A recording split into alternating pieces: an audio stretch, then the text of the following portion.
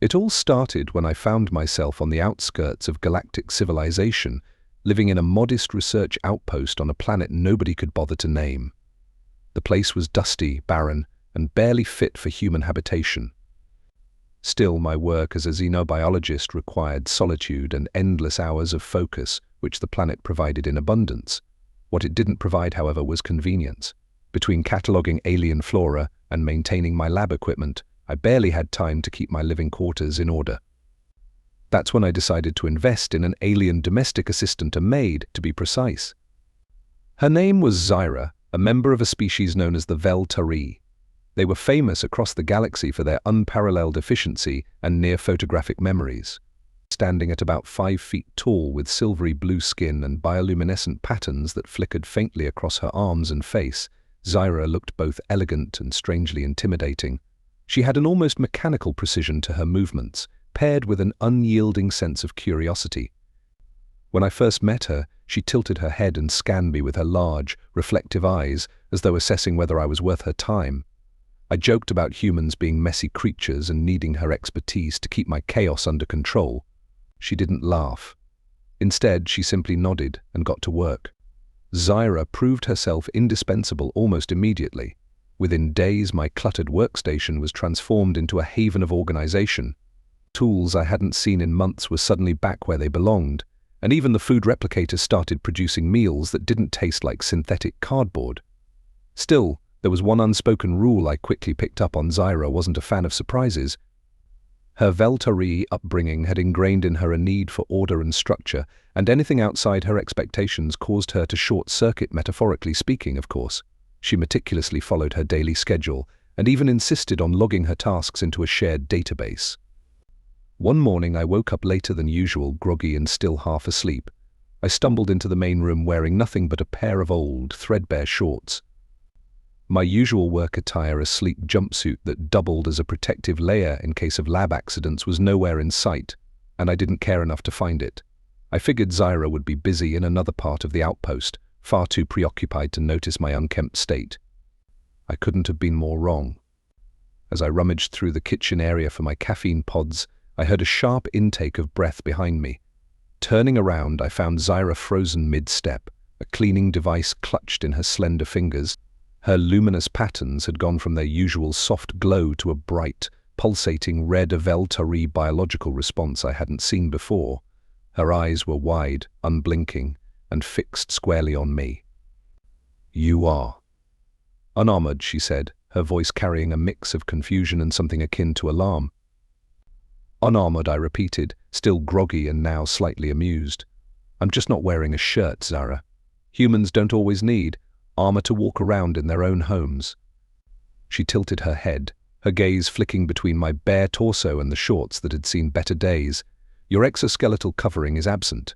Is this a display of vulnerability? A mating ritual, perhaps?"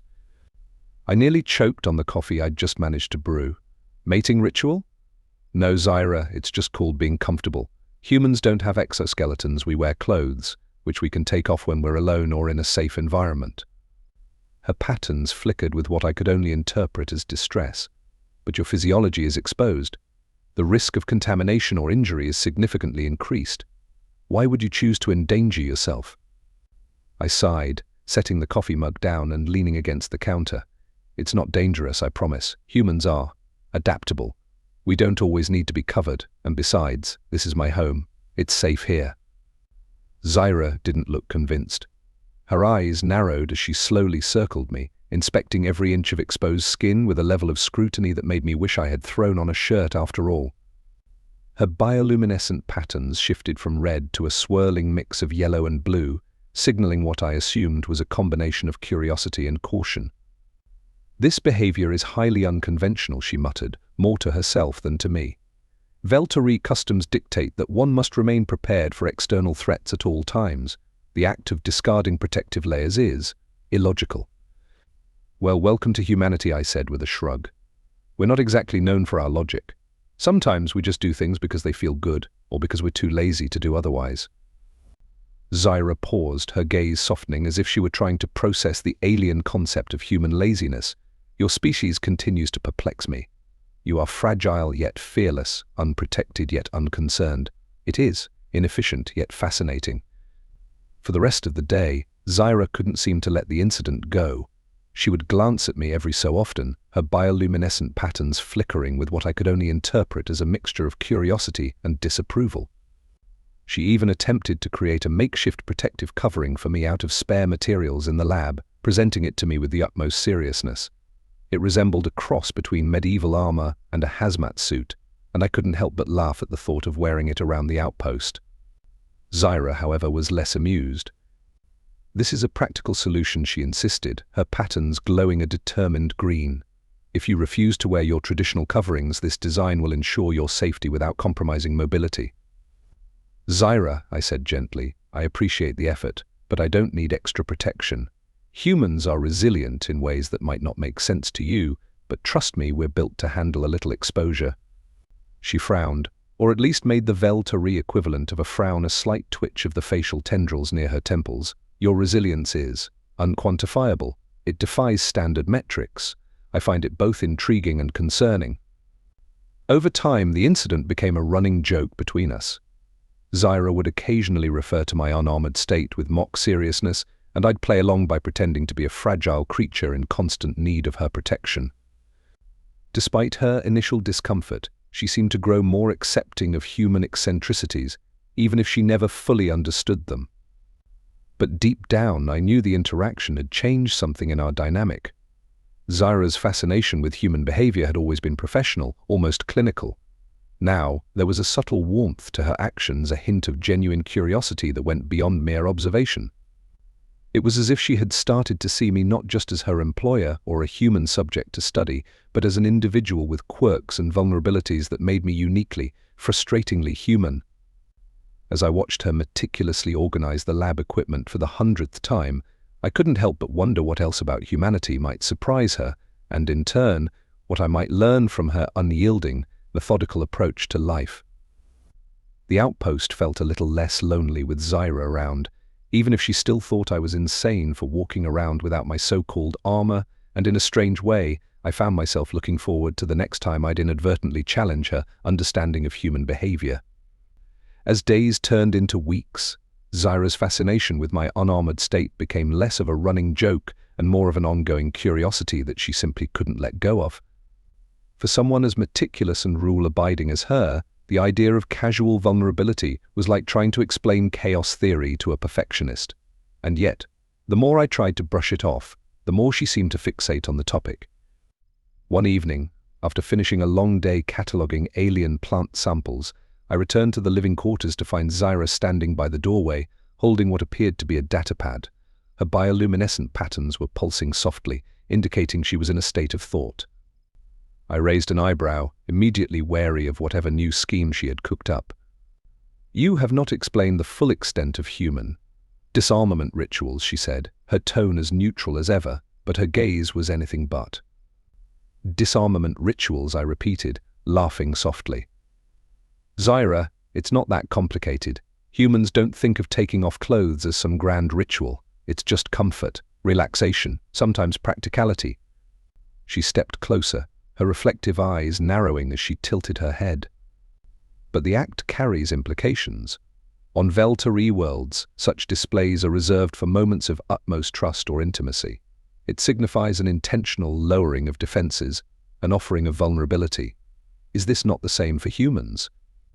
I blinked, caught off guard by the intensity of her question. Not exactly. I mean, sure, in certain contexts it can mean trust or intimacy, but most of the time it's just practical. You're reading too much into this. Her gaze lingered on me, unblinking and unnervingly thorough, as though she were trying to decode a mystery that had eluded her for weeks. Finally, she said, "Then I must understand. It is necessary for my role." I sighed, running a hand through my hair. Understand what, exactly? The boundaries. The meanings. The nuances, she replied, stepping closer still. I cannot properly assist you without fully grasping the dynamics of your species' comfort rituals. Zyra, I said, chuckling nervously, you don't need to study everything about humans to do your job. But she didn't back down. Instead, she straightened to her full height, her bioluminescent patterns shifting to a resolute green. I disagree. Knowledge of these behaviors is critical to my efficiency. If you refuse to elaborate, I will be forced to conduct my own research. I had no idea what she meant by research, but I was pretty sure I wasn't ready for it. All right, I said, holding up my hands in surrender. What exactly do you want to know? Her patterns flickered, now tinged with blue, a sign of curiosity.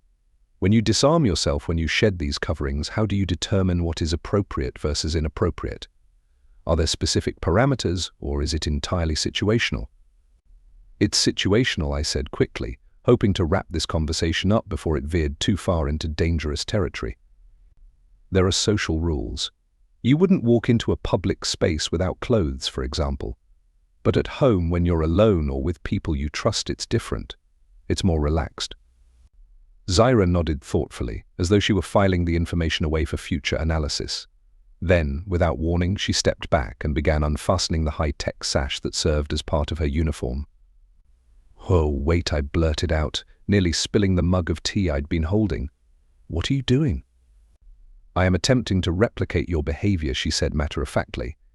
"If exposure signifies trust and relaxation, then I must experience it firsthand to fully comprehend its significance." No, I said, waving my hands frantically. "That's not how this works." She paused, tilting her head in confusion. "But you stated that such acts are acceptable within environments of trust. Am I incorrect in assuming that you trust me?" "It's not about trust," I said, feeling my face heat up. It's a human thing, okay? Just because I'm comfortable doesn't mean you have to. Do the same." Her gaze remained fixed on me, her bioluminescent patterns now swirling with a mix of blue and yellow. "Then why does it cause you discomfort when I mirror your actions?" I stammered, trying to find a way to explain without digging myself into an even deeper hole. "Because it's different.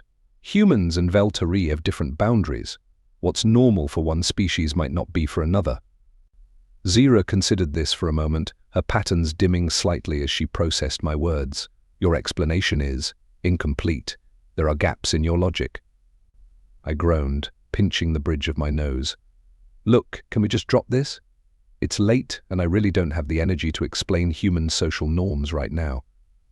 She nodded slowly, though her eyes still held that insatiable spark of curiosity. "Very well, but I will revisit this topic at a later time." I didn't doubt it for a second. Over the following days, Zyra's behavior took a peculiar turn. She began observing me more closely, her gaze lingering whenever I engaged in anything remotely unarmored, whether it was rolling up my sleeves while working in the lab or lounging on the couch in a tank top. She didn't say anything, but the intensity of her scrutiny was impossible to ignore. One evening, as I sat on the couch scrolling through reports, Zyra entered the room with a datapad in hand. Her patterns were glowing a soft green, indicating focus. "I have compiled a list of questions regarding human comfort rituals," she announced, sitting down across from me with all the seriousness of a scientist about to conduct a groundbreaking experiment. I sighed, knowing there was no escaping this. "All right, let's hear them." First she began, her tone neutral but her gaze sharp. "How does one determine which individuals are permitted to witness these states of unarmored vulnerability? Is it based on biological kinship, social hierarchy, or mutual agreement?" "It's mutual agreement," I said, rubbing the back of my neck. "It's about trust and comfort, like I said before. You wouldn't do it with just anyone, it depends on the relationship." Zyra nodded, her fingers tapping on the datapad as she took notes. "Second, do these states of vulnerability imply an invitation for deeper interpersonal connections, or are they purely functional?" I hesitated, suddenly aware of how loaded her questions were. "It depends. Sometimes it's just about comfort, but in other contexts, yeah, it can mean something more." Her patterns flickered with a faint red hue. "Fascinating. Human behavior is far less binary than I anticipated." I chuckled, despite myself. "Yeah, we're full of contradictions. Welcome to the club." As the conversation continued, I couldn't shake the feeling that Zyra's curiosity had shifted into uncharted territory. Whether she realized it or not, her questions were towing a line that neither of us seemed fully prepared to cross. And yet there was an undeniable tension in the air, a strange, unspoken energy that made my pulse quicken every time she leaned in a little closer or tilted her head in that inquisitive way of hers. For better or worse, I had a feeling this was only the beginning. The following days felt like a slow unraveling of what little normalcy I had left. Zyra's relentless curiosity was no longer confined to datapads and theoretical questions. Her experiments were becoming, well, hands-on. It started innocently enough. She'd ask me to clarify some human behavior or mimic what she'd seen in holovids. But then she'd take things a step further, testing boundaries in ways that left me scrambling for words. One evening, after a long day repairing a coolant leak in the hydroponics bay, I flopped onto the couch in my living quarters. I hadn't even changed out of my work shirt, which was damp and clung uncomfortably to my skin. Zyra appeared moments later, her glowing patterns signaling curiosity, an all-too-familiar look that usually meant trouble. "You are visibly uncomfortable," she noted, tilting her head as she studied me. "Your garments are inhibiting your ability to regulate body temperature." "Yeah, well, that's what happens when you're fixing a leak in a greenhouse," I replied, waving her off. "It's no big deal." Her eyes narrowed slightly, and she stepped closer. "You could alleviate the discomfort by removing the outer layer," she suggested. "Would you like assistance?" I nearly choked on the water I'd been sipping. "Zyra, I can handle undressing myself, thanks." Her bioluminescent patterns flickered between blue and yellow, the Veltari equivalent of stubborn insistence. "You often avoid such actions in my presence, citing human boundaries. However, as your maid, it is my duty to ensure your comfort. Perhaps your reluctance stems from misplaced modesty." "It's not misplaced," I said, sitting up straighter. "It's just. Look, humans aren't as casual about this sort of thing as you seem to think." Her expression remained unreadable, but her patterns pulsed with a steady green, indicating focus. "Your species' arbitrary rules continue to baffle me. On Veltar, physical states are merely functional. There is no shame in removing unnecessary barriers." "Yeah, well, Earth culture is different," I muttered, avoiding her gaze. But even as I spoke, I realized how ridiculous I sounded. It was just a damp shirt, and yet I was treating it like some monumental act of rebellion. Zyra, on the other hand, seemed utterly unfazed. If anything, she was waiting for me to prove a point. Sighing, I tugged the shirt over my head, tossing it onto the floor. "There, happy now?" Zyra's patterns shifted to a soft blue, signaling satisfaction or possibly approval. She stepped closer, her gaze sweeping over me with the analytical precision of someone cataloging a new species. "Fascinating. Your musculature is more defined than I anticipated. Is this typical for your species?" Thanks," I said, unsure whether to feel flattered or mortified. Her fingers twitched slightly, as if she were resisting the urge to take notes. "Your physiology raises additional questions. For instance, does the exposure of skin enhance sensory perception, or is it purely a means of thermoregulation?" "It's mostly thermoregulation," I said quickly, though her scrutiny was making me feel anything but regulated. She nodded, clearly filing the information away for later. Then, without warning, she reached out, her fingertips brushing against my shoulder. Her touch was cool and feather-light, and I froze, unsure of how to respond. "What are you doing?" I asked, my voice tinged with both curiosity and unease. "Examining the texture," she replied matter-of-factly. "Veltari skin is bioluminescent and semi-permeable, optimized for environmental adaptation. Human skin is, intriguingly different." I swallowed hard, resisting the urge to pull away. "Yeah, well, maybe warn me next time before you start poking around." Her patterns flickered with a brief flash of yellow amusement, if I remembered correctly. "Your reaction suggests heightened sensitivity. Is this common among humans?" "Depends on the context," I muttered, feeling the heat rise in my cheeks.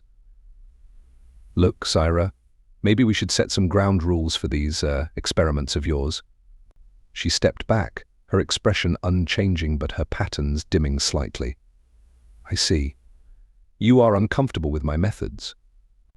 It's not that I said quickly, though I wasn't entirely sure if that was true. It's just, humans have personal boundaries. We're not used to this level of hands-on curiosity. Her gaze softened, and she inclined her head. "I understand. I will endeavor to respect your boundaries while continuing my research." I nodded, grateful for the reprieve. But even as she stepped away, I couldn't shake the feeling that this was far from over. Sure enough, the next day brought a fresh wave of complications. Zyra had apparently decided to channel her curiosity into a new avenue replicating human comfort rituals. When I entered the common area, I found her seated on the couch, her posture unusually relaxed. She was wearing one of my spare shirts, though it hung awkwardly on her slender frame, and had draped a blanket over her lap. What are you doing?" I asked, raising an eyebrow. "I am attempting to experience human relaxation," she replied, gesturing to the assortment of items around her. A steaming mug of tea sat on the table, alongside a half-eaten bowl of popcorn and a datapad displaying a selection of Earth movies. I couldn't help but laugh. "You look like you're auditioning for a rom-com. Is that a compliment?" she asked, tilting her head. "Sure, let's go with that," I said, plopping down beside her. "So, what's on the agenda for today's cultural exchange?" She handed me the datapad, her patterns glowing with excitement. "I have selected several films that appear to depict human bonding rituals. I require your assistance in interpreting them." Glancing at the screen, I couldn't help but chuckle at her choices. Let me guess, Titanic, The Notebook, and... oh wow, Magic Mike. Zyra, you really went for the deep dive, huh? Her patterns flickered with a hint of pink embarrassment. The synopses suggested they were informative. "Well, there. Something, all right," I said, settling in as the first movie began to play. As the hours passed, I found myself answering an endless stream of questions, from the significance of holding hands to the metaphorical implications of a steamy rain scene. Zyra's relentless curiosity was equal parts exhausting and endearing, and I couldn't help but wonder how much of her fascination was genuine research versus thinly veiled amusement at my expense. By the time the credits rolled on the final film, I was more than ready to call it a night. But Zyra, as usual, had other plans. "I have observed that humans often engage in physical gestures to convey affection," she said, her patterns glowing softly. "Would you consider demonstrating?" I stared at her, unsure whether to laugh or run for the hills. "Demonstrating? What, exactly?" "Embraces," she clarified, her tone as clinical as ever. "They appear to be a universal expression of comfort and trust among your species." "Well, yeah, they are," I said, rubbing the back of my neck. "But it's not something you just ask for. It kind of happens naturally." She tilted her head, her patterns shifting to a contemplative blue. "Then I must wait for such an occurrence to arise spontaneously." Yeah," I said, feeling an odd mix of relief and apprehension. "That's pretty much how it works." Her gaze lingered on me for a moment, and I could have sworn there was a hint of mischief in her expression. "Very well. I shall await the appropriate moment." Somehow I knew that appropriate moment would come far sooner than I was ready for. The days passed, and Zyra's curiosity only grew bolder. Every interaction felt like a delicate dance, her questions teetering on the edge of innocent inquiry and something far more daring. One night, as I finished fixing a malfunctioning conduit, I turned to find her standing unusually close, her glowing patterns dim and soft. "I believe I understand now," she murmured, her voice low. "Human connection isn't just biology, it's trust." Her words caught me off guard, but before I could respond, she stepped back with a sly smile. "But perhaps I'll need more experiments to be sure," and with that, she walked away, leaving me both bewildered and oddly intrigued.